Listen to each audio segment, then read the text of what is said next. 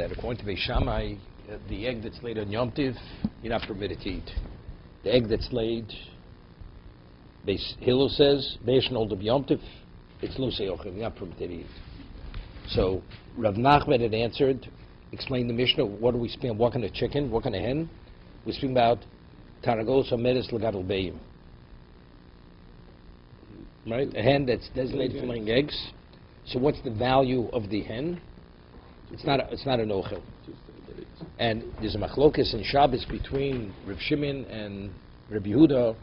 Most of Shemesh have been there. If you light a candle Friday night, and initially you're aware the candle's going to go out after, let's say, 4 or 5 hours, there's going to be a residue of oil in the candle. After the candle goes out, are you permitted to benefit, to eat the oil? Is the oil muktzah, the oil that's left in the candle, or not? Reb Yehuda says it's muktzah. Reb Shimon says it's not muktzah. Since initially you were aware it was going to go out, and that oil would be available to you, anything that is conceivably possible to use, a person doesn't negate from his mind. It's not negated. But the Gemara says in Kiro, what about if it would be, let's say, a 26-hour candle, which in his mind, when he lit it, he believed that oil would not be available to him, so when he lit the candle, that was called dachi b'yadayim. He negated it for the next 26 hours, so therefore, even if it should go out, he's not permitted to benefit from the oil. Rabbi Yehuda says no. Even ner koton, even a smaller candle, where he's aware, since ben hashmoshos, which at the entry point of Shabbos, it was off limits to him, because if he would take oil out of the candle, it would be considered kibui, it would be considered extinguishing. So we say kivin diskatzoi ben hashmoshos, since initially it was off limits to him, it was not available to him ben hashmoshos. It's off limits for the duration of the Shabbos. And therefore, even though when it goes out, he's aware it's going to go out, he's not permitted to benefit from the oil, from the residue. Initially, he designates this chicken for eggs. So when Yom Tov began, this was designated for eggs. So therefore, what's its status? It's not a food item. Yom Tov morning comes, he's short a chicken. He wants to slaughter it. According to Rabbi Yehuda, he's not permitted to slaughter it. Why? That since he did not have specifically in mind that he wants to designate it as a food item, Rabbi Yehuda says you have to have a positive intent.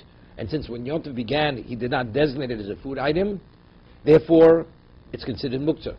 So the egg that's laid from that chicken, which is muktzah, the egg is muktzah. As the chicken is muktzah, the egg is muktzah. Rabbi Shimon says no, you don't have to, it has to be negated. And since it was not negated, even though it was designated for that, but if factually in his mind, if he should need it, he's not negating it. So therefore, since he could change his mind regarding the chicken, so the chicken still has relevance to be considered a food item, so the egg that's laid from the chicken also is classified as a food item. It's not off limits. But the chiddush according to Rav Nachman was, you would think, a person has in mind anything that's available, he doesn't negate. What about if he's not even aware that it's available? Which is called nolad. The egg is not even aware that the egg even exists. So maybe that would be more extreme. That even the one who doesn't know the muktzah, maybe nolad, he would be machmir. So that Gemara says, no, man the leslie muktzah leslie nolad. The one who rejects the concept of muktzah, he rejects the concept of nolad. Okay? That's how Rav Nachman learns the Mishnah. So Rabbi Shammai rules like Reb Shimon, who's the more lenient, therefore it's teochel. Beis Hillel rules like Reb Shimon, like Rabbi Yehuda, lo teochel, which is l'chumra. But the Gemara had difficulty with Rav Nachman because the Gemara asked a phenomenal question. They're arguing regarding the egg. But if the machlokes is Rabbi Yehuda, if Beis Shammai still is the argument between Rabbi Yehuda and Reb Shimon, why argue the egg? Let's argue the chicken. It was speaking about Taragos Omedes Lagadol Beim. The hen was designated for laying eggs. So why argue the egg? Argue the chicken. Are you permitted to eat if you run short of chicken, are you permitted to take the chicken that was designated for eggs, to slaughter it and use it as a food item? According to Beis Hillel, no, because he needs that specific designation, because he rules like Rabbi Yehuda. According to Beis Hillel, yes, because he holds like Reb Shimon. Beis Shammai, yes. Beis Shammai holds teochel. So if you could eat the egg, you could eat the chicken. So why do they have to argue the egg? Let them argue the chicken, right? That was the Gemara's question. So and that Gemara said because the egg is a greater chiddush. It's a greater chiddush. Why? Because the egg is nolad. Because you may have thought, although you reject the concept of muktzah, you may accept it something which is more extreme, which it doesn't exist because the egg didn't even exist. He was unaware that he even has to have it in mind. Even that, Reb Shimon says it's permitted. So it's a chiddush. So therefore, they have to argue the egg. The egg to show koch, that's koch that terodif, to show the power of the leniency. The leniency is not only in regard to the chicken, the leniency is even in regard to the egg. Somewhere asked, but factually, who do we rule like? We rule like Beis Hillel. So if you rule like Beis Hillel, even though you want to display koch that terodif, you want to show the power of the lenient position, but factually, you have to tell me to what degree we're machmir. Beis Hillel says not only, because the way the Mishnah reads, it's a little ambiguous, it's misleading. You'd say maybe Beis Hillel argues because it's the egg, because the egg is the more extreme case of muktzah, but maybe the chicken, which is not the extreme case of muktzah, maybe Beis Hillel would hold teochel. You could eat the chicken. So the Mishnah should say, according to Rav Nachman, Tanagos ubeitzosa, both. According to Beis Hillel, you're not permitted to eat not only the chicken, even the egg. And according to Beis Shammai, not only are you permitted to eat the chicken, even the egg. That, and the Gemara says kasha. The Gemara doesn't answer the question. But that's the difficulty with Rav Nachman's interpretation of the Mishnah. You following? If I would say, Beis Hillel says, you're not permitted to eat the egg. So you'd say, why? Because he holds a muktzah. But it's a little ambiguous. It's not clear. Maybe the egg is the more extreme case of muktzah. What about if you'd have what about the chicken itself that was designated for laying eggs? What would you say? Maybe yes. Maybe Hillel holds you can't eat it. So the Mishnah should address the chicken. But what would be the logical basis to say chicken you can't? Even though No, because that's the svara. The Moritzah wanted to say originally, man the leslay muktzah islay nolad. Even if you don't have muktzah nolad, you do hold of. So maybe that's the position of Beis Hillel. The egg is nolad, because he didn't even know to even have it in mind. But anything that he knows exists conceivably, if we would need it, he doesn't negate it. Maybe that's sufficient. So having Beis Hillel only discuss the egg, it's misleading, because you'd think maybe the chicken that's designated for eggs, if he'd have a change of mind, he could slaughter it and use it for food. So the mission should be more explicit. Not only according to Beis Hillel, you're not permitted to eat the egg, you're not even permitted to eat the chicken. But it doesn't say that. They're only arguing the egg. They are connected. No, the chicken's not the nolad. The egg. No, the Mishnah only discusses the egg. Is the egg nolad? Yes. So we see the leniency in Beis Shammai. If Beis Shammai says you're permitted to eat the egg, there's no question you can eat the chicken. Right? It's a koshke. If you eat nolad's permitted, definitely the chicken's permitted. But according to Beis Hillel, he says nolad is not permitted. It doesn't reflect and tell me what. So therefore, the Mishnah is ambiguous. We really don't have a clear grasp of what Beis Hillel's position is. Is the chicken permitted? Not permitted. But these are chickens just for laying eggs, right? A chicken that's designated for laying eggs, correct. So can you eat the chicken? The question is on Shabbos or even Yom Kippur. He didn't. It's not going to be muktzah, because if he could have a change of mind, then it's not muktzah. It's not muktzah. For example, modern day food. The chickens are just thrown away. They destroy the chickens after a certain point. Okay, we're not forget the modern day coops. I'll give you an example. What this will be analogous to. If you have a hammer, the hammer is designated for hammering nails for building. If you want to take that hammer and break nuts, use it as a nut cracker. You permit it. Why? Because the hammer itself, the person's choice is to use it for building. But simultaneously, its function, you could use to crack nuts.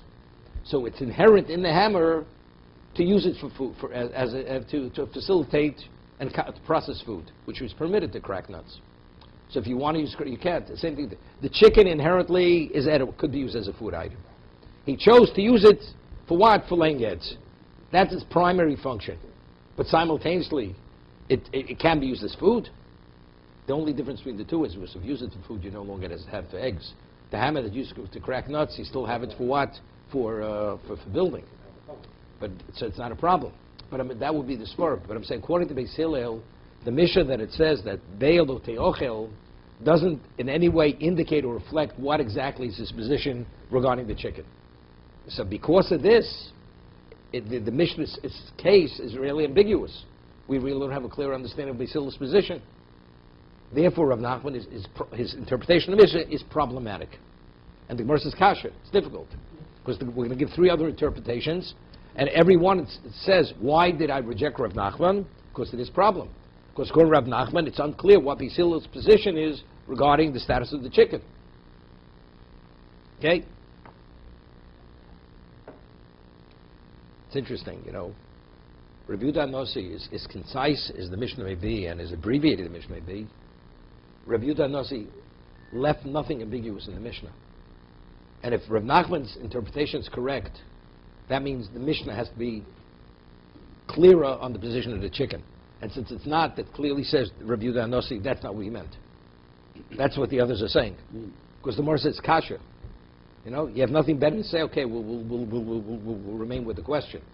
But if we have three other alternatives, we're going after the alternative. Now, we're not going to stick with what Rav Nachman is saying, his interpretation of the Mishnah. His interpretation was that we're talking about a chicken. That's right. That's the Desde Tarnagos Mes Legadol Beyim. That's what it is. Okay.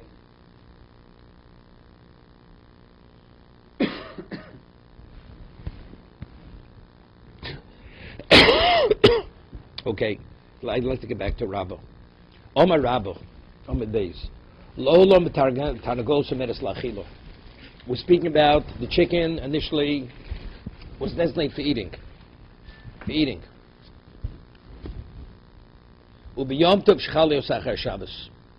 And we're speaking, and Yom Tif falls out after Shabbos. Sunday night is Yom Tif. Sunday morning the egg is laid. So the day that preceded Sunday was Shabbos. Askira. That's what we're speaking about. And why is the egg not permitted? It's not permitted because what actually brought about the egg on Sunday, it developed on Shabbos. Shabbos prepared for the Sunday egg.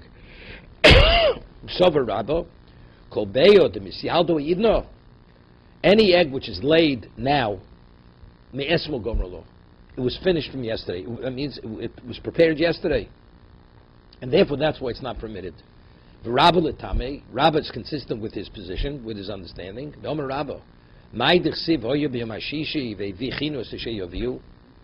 will be on the sixth day. What's the ordinary sixth day? Ordinary sixth day is Chol.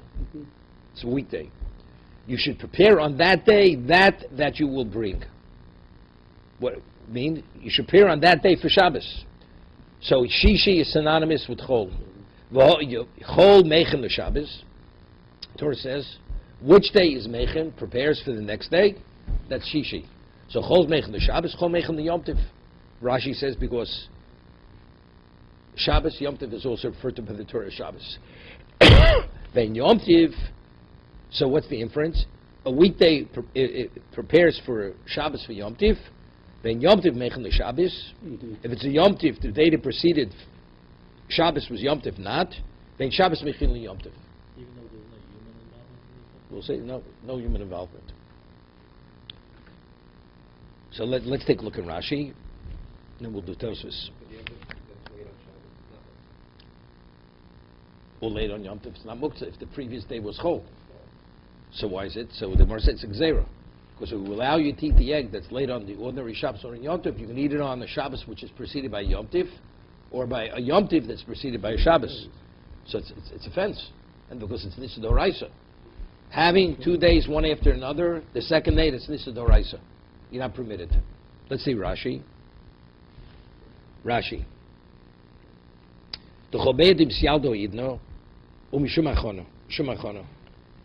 Right at the end of the Bach.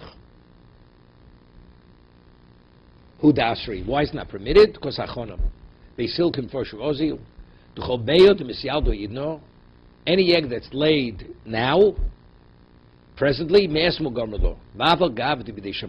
question.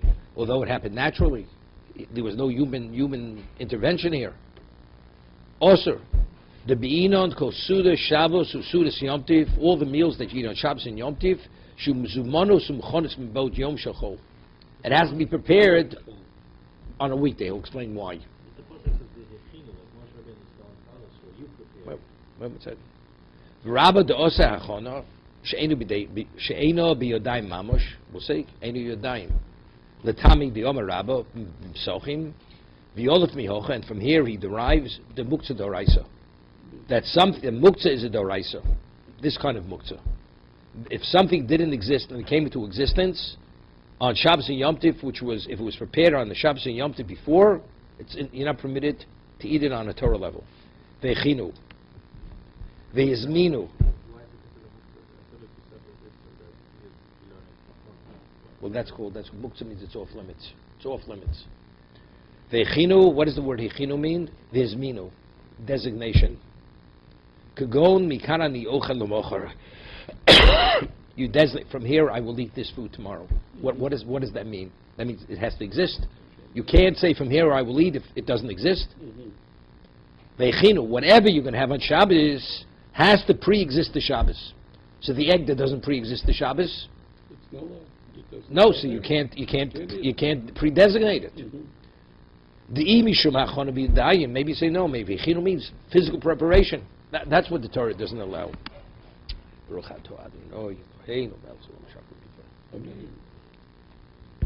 He says, the imishum achona b'yadayim v'lo mashi yofu v'vashlu b'ojom. Maybe that's what the Torah is referring. You have to do the physical act, to cook, to bake. Behejuksiv, that's a separate pasuk. It says Eisei shetofu eifu.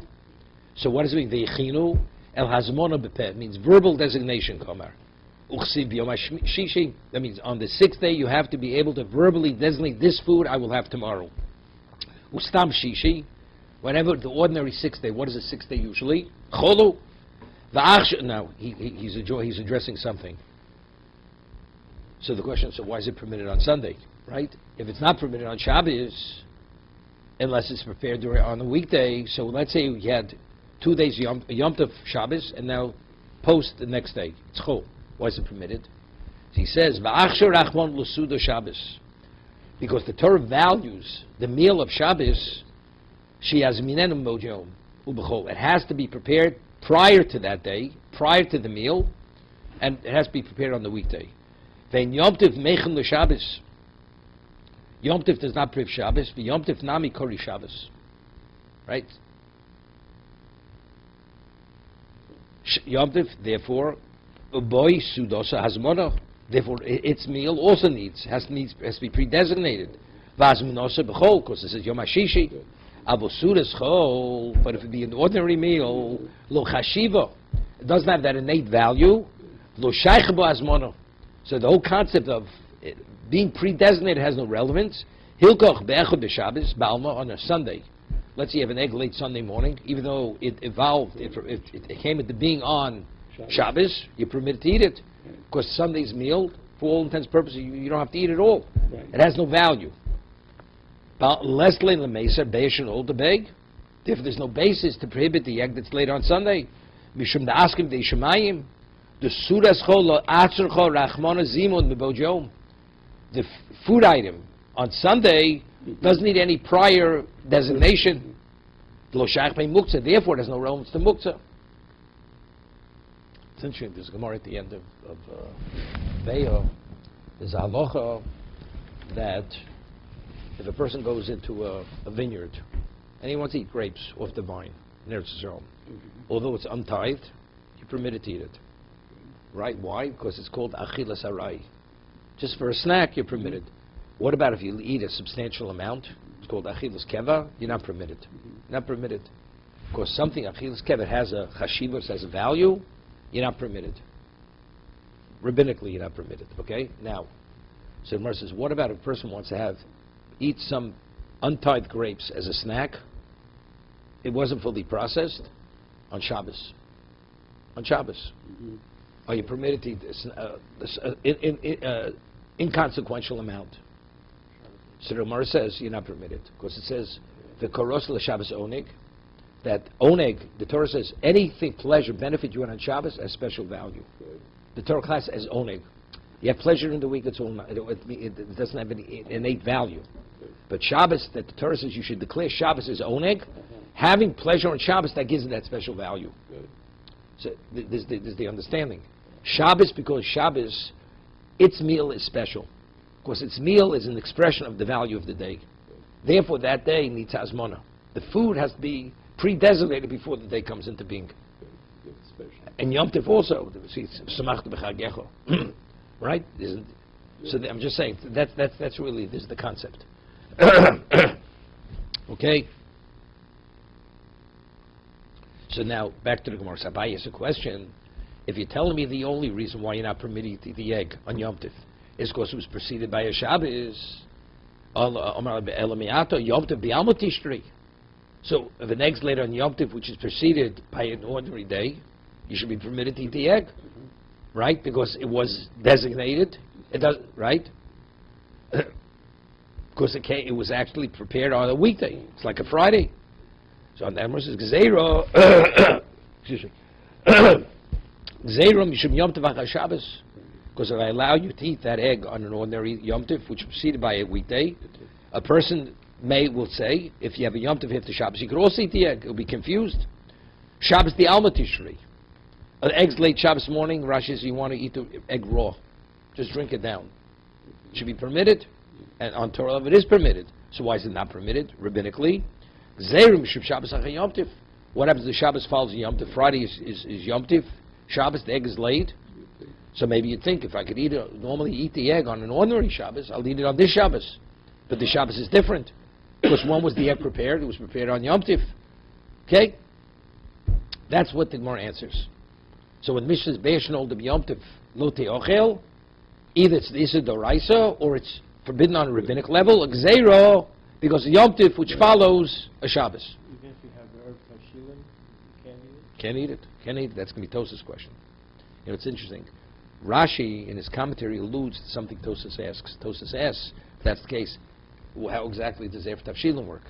If every Shabbos needs a pre-designation, and the designation has to be on a weekday, so Erev Tavshilin is purely a rabbinic mechanism, right? And we're dealing with a Doraisa. So how are you permitted to cook on Friday, which is Yom Tov for Shabbos, or bake, or any other preparation? It's considered what? It has to be pre-designated in a weekday, and not on the Yom Tov. That's Tosas' question. So Rashi alludes to this. Rashi says, when it says V'chinu she'yaviu, you have to be able to make hazmana. You have to make a verbal designation, from here I will eat tomorrow. Doesn't say it has to be edible. It has to exist to be able to say, from this I will eat tomorrow. So, raw flour, raw meat, raw beans, whatever it may be. Even though it's not edible, but factually he will eat. He's able to make that verbal designation. The egg doesn't exist. So it doesn't exist. So if that's, you can't make that verbal designation. So he's taking on no lot by doing this. No, chachon is no lot. Right. So we're differentiating between the chicken and the what? And Fact, according we're saying now, according to Beisilo, Reb Silo follows Reb Shimon. He could hold like Reb Shimon. The chicken, you permitted to eat the chicken. The egg now. But the egg is nistoraisa, because the egg didn't exist, and you have to be able to pre-designate what you can have tomorrow, the previous day, which you weren't able to, because the egg came into existence the previous day. So therefore, they're only arguing the egg. Beis Hillel rejects Rabbi's posuk. Right. Beis Hillel embraces it. Therefore, the egg is nistoraisa. The chicken is 100% permitted. No, the egg itself. No. What it lays is nolad. When it lays it, not permitted. That's going to be the next Morris question. So why, when you slaughter a chicken, you find eggs in the chicken? On Yom Tov, why you permit to eat the eggs? The eggs were prepared from the previous day. That's going to be Morris' next question. According to Rabbah. We shouldn't differentiate whether they're laid or not laid. Right? Well, it's part of the chicken. What? It's considered part of the chicken. No, but still, it doesn't make a difference. It's a complete item. What happens if the leg of the chicken, you slaughter the chicken and you cut the leg off? You permit to eat the leg. If any time it was seen as part of the chicken, then it should be permitted even after it's laid. The Gemara referred to it as uchelit efres. It's like a piece of food broken off. Right? So if that's the case, the egg would be permitted. So even inside the chicken, it should not be permitted. Okay? Somebody asked a question. Umi gazrinon. Do we make such a gzeira? Now, what's the most question? Do we make such a gzeira? We're saying an ordinary Yom Tiv, it should not be permitted because it's not preceded by a Shabbos. Gemara says, no, you know why? Because a person will confuse an ordinary Yom Tiv with a Yom Tiv following a Shabbos. So the Gemara says that. So we're saying even an ordinary Yom Tiv, you're not permitted. So you say, if you ask the Gemara's question, Umi gazrinon, when you have an ordinary Yom Tiv, do you make a gzeira v'atanya? It's very good. You slaughter a hen, and you find inside it complete eggs which are fully complete. Okay? Mutaros la'ochlam b'yomtiv. You're permitted to eat it. 1 second. So, what is this speaking about? Yom Tiv, which is preceded by a weekday. So it's good. So it says, if you make a gzeira, why didn't they make a gzeira here? That's the worst question. If you make a gzeira, even an ordinary Yom Tiv, which is not preceded by a Shabbos, so why, when you slaughter the chicken, you find eggs in the chicken? By an ordinary Yom Tiv, why are you permitted to eat the eggs? You see, we see from it, you don't make a gzeira. On that, Gemara answers. We'll see. Tosha doesn't learn it this way. 2-day Yom Tov. 2 days, but on a Torah, it's rabbinical. 2 days and 1 day chol. 2 day Yom Zol because it's fake Yom because it's a question, right? This is only if 1 day Shabbos, 1 day Yom Tov. The question is which preceded what, right? So the Gemara is asking, phenomenal. If you make a gzeira, so why over here didn't I make a gzeira? It'll be confused. On that, the Gemara answer is simple. The misal ligzum mishum hanachim sialdin biyomeon. We should not permit this because of those who are laid on the day.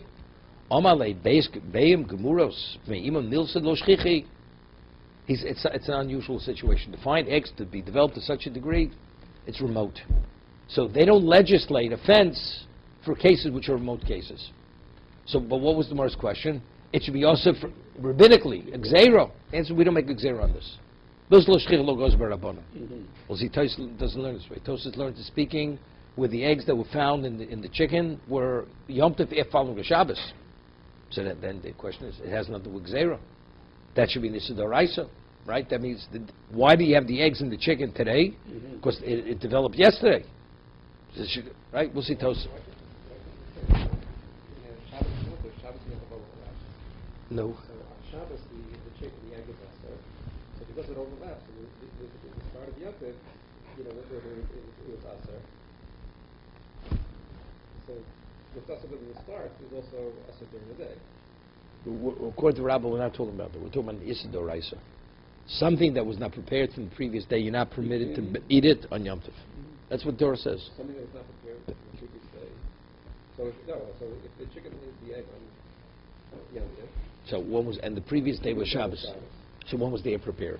The egg was prepared on Shabbos. And the Torah says no. It has to be designated for eating on a weekday. This egg couldn't be, it didn't exist. Okay? Just an aside, even when in Poland, if you chef the mother, inside was a calf, that it's like part of the meat. We don't make a problem. We could eat both the calf and the mother. So why don't they say that here? Why don't they say, I shafted the chicken and there's something inside it, I can eat both? Why don't they say that? There's no relevance to this. There's no relevance to this. Think about your question. The Torah says when you eat an animal, you have to slaughter it. Right. You don't have to slaughter the animal that's found, the calf found in its mother. Right. Why? Well, he said because it's like the mother. It's the meat of the mother, so to speak, unless it comes out. No. No, even if it comes out now alive. Well, that's something else. No. But inside. Even if it comes out alive, you don't have to slaughter on Torah level. Right. But if we... Wait a second, why? Why, if it comes out alive, don't you have to slaughter it? Because it goes on the mother you shop. So the Gemara says, because Torah says, Kol b'behemet ochelu. When you slaughter it, anything you find in the animal, you're permitted to eat. Right. Now, of course, it's part of the mother's system. I said it wrong. Yeah, of course, you didn't say it right. You have to say it right. So if you understand that, it has no relevance to this. Understand, the calf exists. Right. A calf needs shechita. That's only a calf that wasn't in its mother's womb when the mother was slaughtered. Good. So here it was. So the slaughtering of the mother covers the calf. Here it's a whole different discussion. Torah says what you eat on Yom Tov has to be able to be pre-designated prior to Yom Tov. Could this be pre-designated? No. It's halacha achana. Okay. Torah says it didn't exist. You couldn't pre-designate it. Couldn't pre-designate it. You're not permitted to eat it. Okay. Right. Thank you.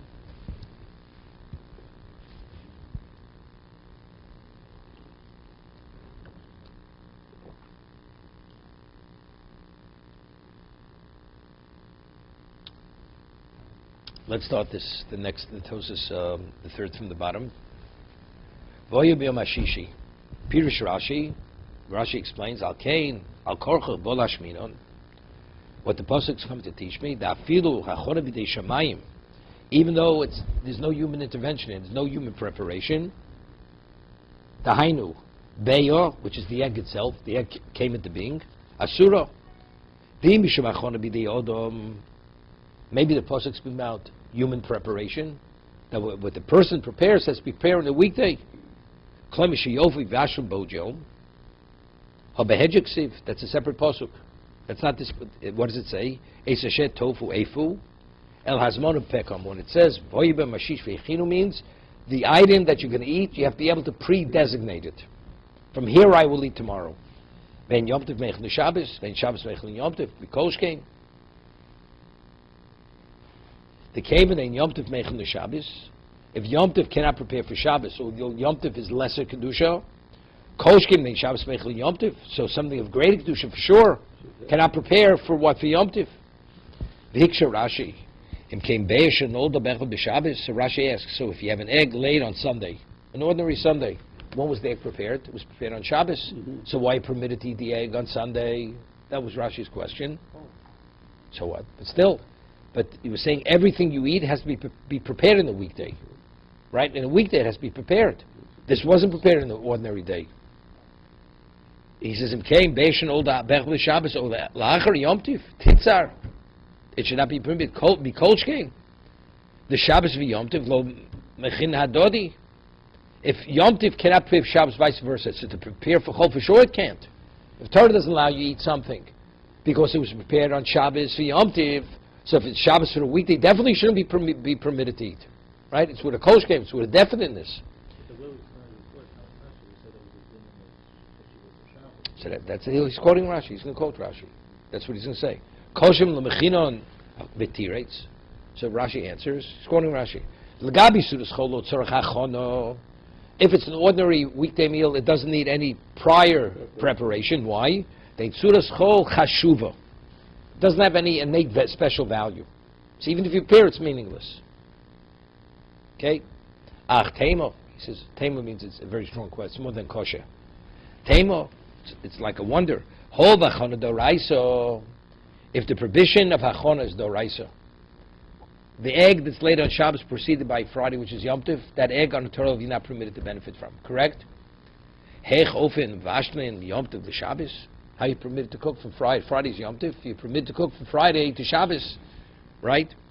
V'chitem al Erev Tavshilin. Maybe you'll tell me because we have this mechanism, which is called Erev Tavshilin. V'chiyos takon jirabonot leikar hachona doraisa. I mean, how could a rabbinic enactment supersede and override a Torah prohibition? Torah says you're not permitted. Whatever is prepared for Shabbos has to be prepared on a weekday. And here you're cooking and baking on Friday, which is Yom Tov for Shabbos.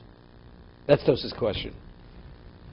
V'nira liyashev. Now. Why is he quoting Rashi for this question?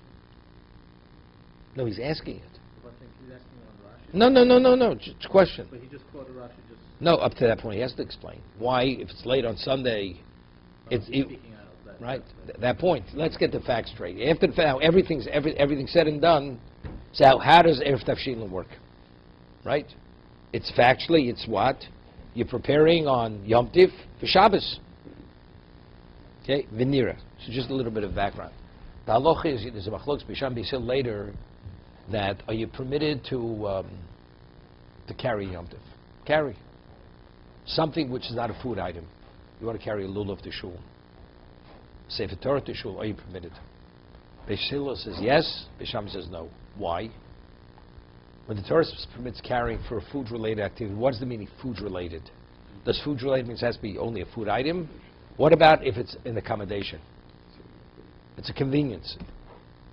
Beis Hillel says, when it says it's permitted, we say mitoch shutul l'tzorach u'shenam shlot. So even though it's not directly food-related, as long as it accommodates you, it's permitted. What?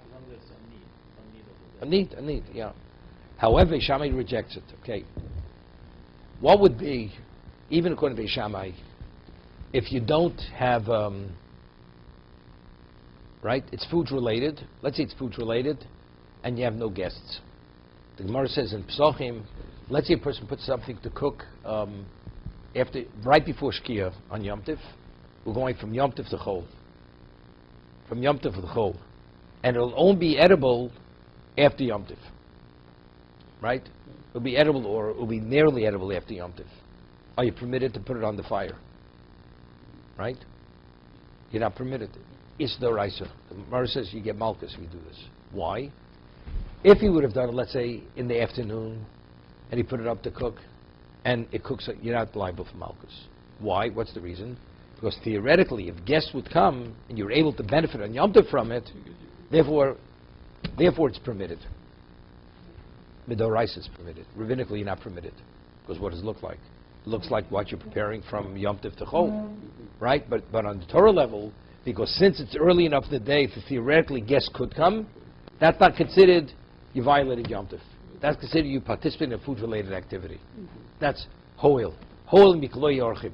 Since theoretically Orchim could come, this is Rabbi's position, therefore, when you cook early in the day, you're not in violation of Yom Tov. Right? But if you put it up to cook right before Shkia, before sundown, it's not going to be edible till after Shabbos. Right. So the act of cooking is what? It's a violation of Shabbos, because that's not called food related. Okay, good. Now,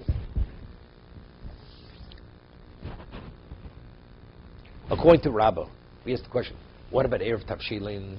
How does it work if we have Hachon de Rabbah that it has to be, Tosis in this question, it has to be edible? And no level of preparation are you permitted to unless it's whole. So how do we rely on the Erev Tavshilin to cook and to bake? That's Tosis' question. Right? It's only rabbinic mechanism. Okay?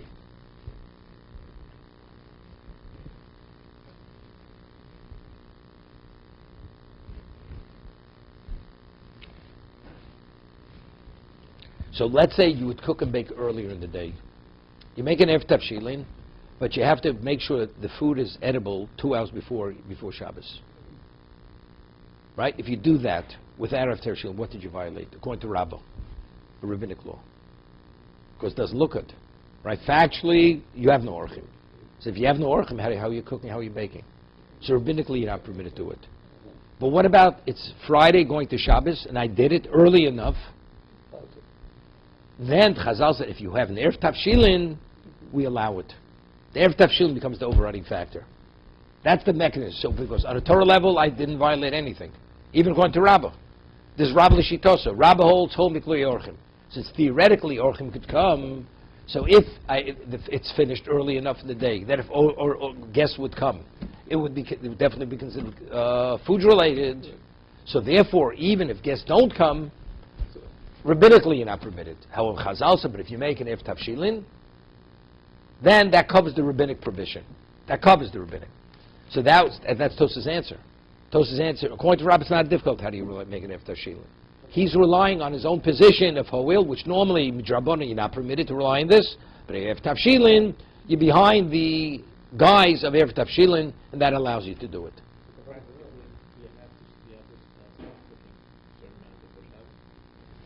Mishmur rules. There's a machlokes in the Gemara. Does Yom Tov prepare for Shabbos?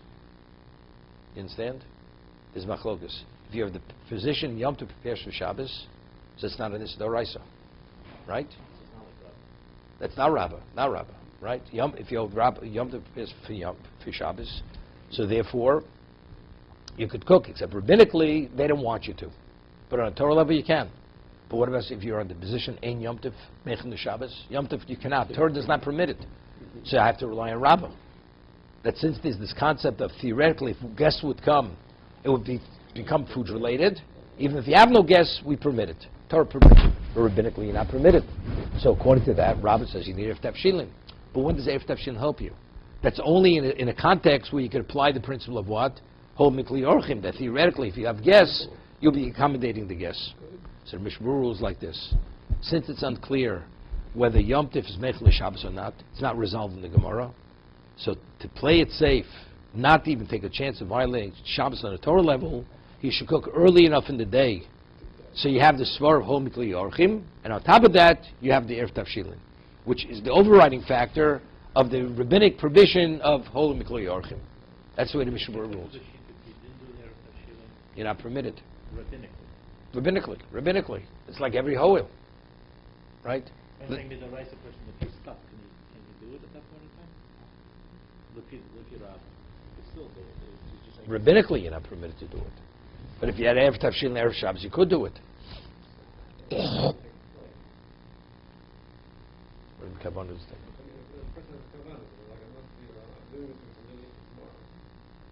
He does it early enough that he's not in violation of anything. Not in violation. Okay, let's see it inside.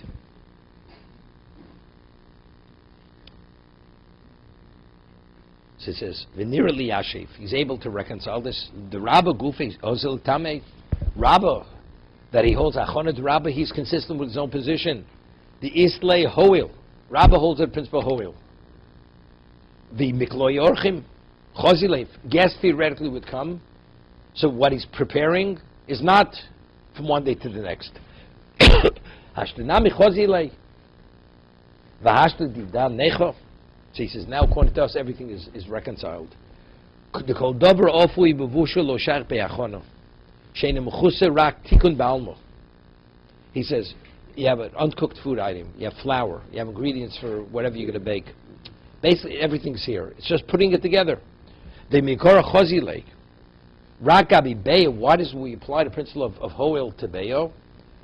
Rak abi beya shu dover chodosh shelo hoyis world. It never entered into this world. It never came into existence. Well, hoyis ruya cloud mikora, and it was not available initially. This egg. Second. Okay, Temo. The Kamash Shamon lo hoyo yore b'yomtiv. It seems to be from here the mon did not fall on Yom Tiv. How do we know the mon didn't fall on Yom Tiv? It was skipped. No, it's parentheses. No, we're differentiating. By the egg is the chodesh lo yisa ba'olam. The egg. V'lo hoysa ruya klal me'ikoro. The flour, the uncooked meat, whatever, all the ingredients, it exists. It needs tikkun ba'alma. Needs some degree of preparation. But when it's of hechinu, you have to be able to designate the item has to exist. The egg doesn't exist, so that's nisidoraiso. Okay?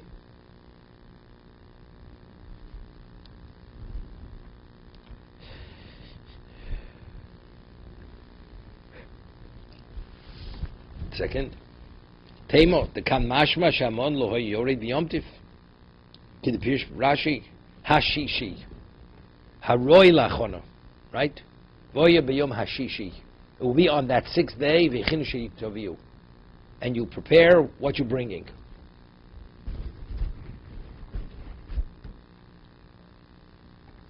V'zeucho v'odiyom v'vorch v'yikadish. The Gemara says, v'yivorch v'yikadish. He blessed and he sanctified. Bircho b'mon. He blessed it with mon. V'kichu b'mon. Shabbos lo yored mon. On Shabbos the mon didn't fall, so when did they get the portion of the mon? They received the double portion Friday. Okay? Avol b'yom tov yored. Yom tov the mon did come down. It's interesting, you know, the Sefarna learns, why were they not permitted to gather the mon on Shabbos? What? Maybe. So he holds the Sefarna says you're in violation of Okadav Migdulo. What's the halacha? The Gemara says in Shabbos you have a pail and you have moss growing on the pail and you scrape off the moss. What did you violate?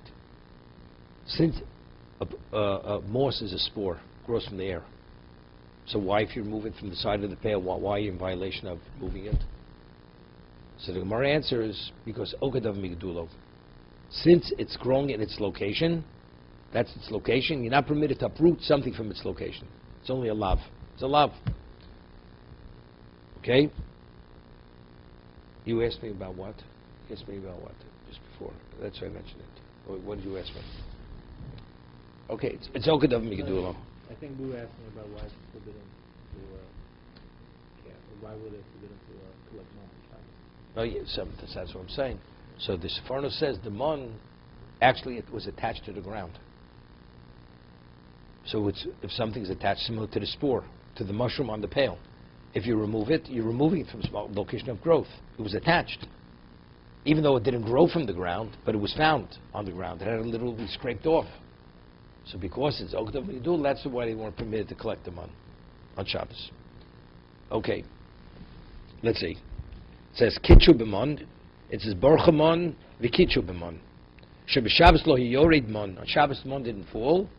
Avav Yom Tov Yored, but on Yom Tiv, the man did form. Okay?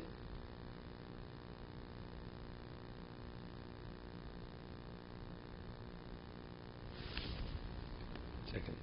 Ve'shloma de Medrashim Chalukin, Kedisha beMedrash, Shabbos lo yeh. Okay, he says the argument among the Medrashim.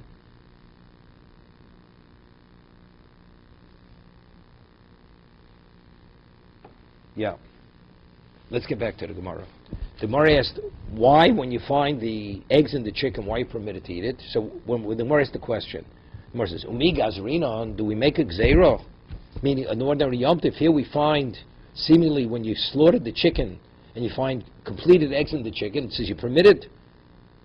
But if you tell me, even an ordinary Yom Tov, when you're not permitted, because it's a gzeira for Yom Tov, if the Shabbos, why over here are you permitted to eat the eggs? And miso, if we uphold the gzeira, ligzar mishum hanachim misyaldim b'yomein, right? We should make a gzeira. You shouldn't be able to eat these eggs because of the eggs that are laid. Omalei. So he answers in beitzim gemuros v'me'imam nuslo shchichai.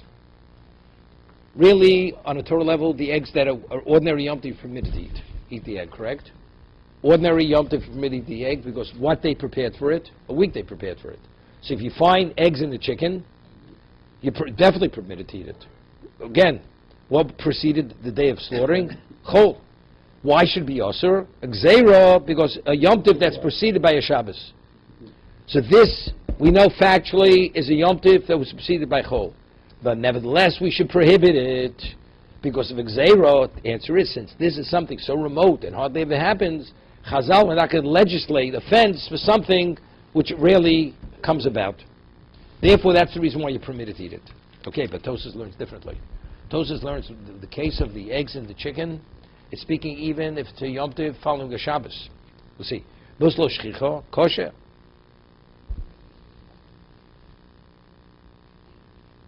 Here, nigzum shemhanachim shialdin yomein. You see this? Vein ze gzera l'gzero. It's not a gzera l'gzero. The mutal ochlam b'Yom Tov, mashma. It says it seems to be when it says you're permitted to eat it on Yom Tiv, afilu b'Yom Tov lach Shabbos. Even if the chicken, we slaughtered the chicken on a Sunday following a Shabbos, and you slaughter chicken, find eggs inside the chicken, you're permitted to eat it. Why is this achana? Right? This is difficult. Why is there achana? Right? This isn't the kasha specifically on them. No. He's saying, when the Gemara asks the question, he says, it seems to be, why isn't it Gzeira l'Gzeira? First he says, it's not a Gzeira l'Gzeira. Because the case includes, one is a mutter, even... Yeah, he says, but it includes afilu Yom Tov lach Shabbos. So the kasha is from that case.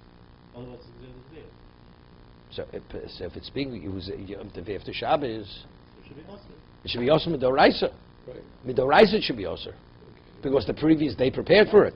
And Now you're It's saying, inconsistent. You just said there's a yeah, but Tosas himself not learned. Tosas learned the case of the Gemara is what is speaking where it was Yom Tiv. and now it's full. No, the day that preceded. The day that preceded was Shabbos. Shabbos. Right. And today it's Yom Tiv. And it says you're permitted. So what do you tell Mislo Shchil goes Barabonon? Okay, good. It's a Doraisa. We're not talking about legislating offense here. Right? That's the difficulty. He's learned the kasha is from the case when the mutter. That's what I'm saying. So if it's also Doraisa, what's the Gemara's answer? What's the Gemara answer? It's rabbinical, and since it's remote, they don't address something which is remote on a rabbinical level.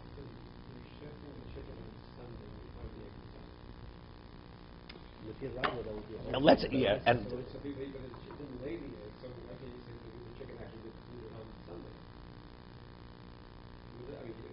So it's still Yom Tov.